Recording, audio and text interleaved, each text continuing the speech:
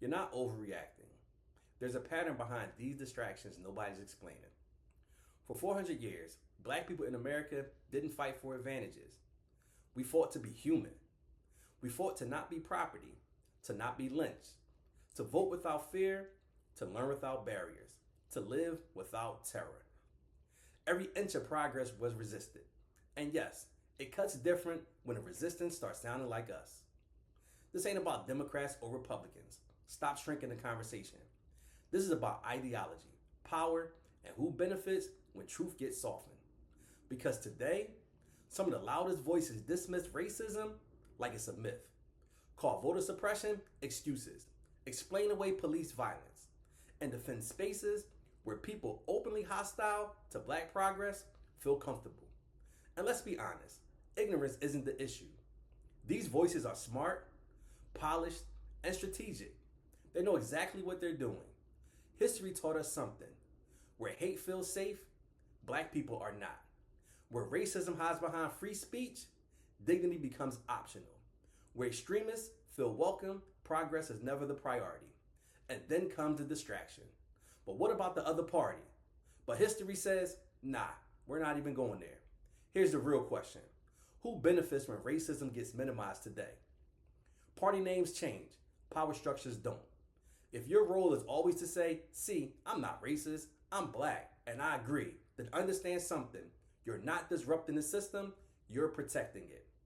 Tokenism didn't die, it just learned how to speak fluently. And yes, that pain hits deeper. Because disagreement is normal, but watching your own people used as shields against their own community, that feels like betrayal. Black progress was never built on perfection. It was built on one belief.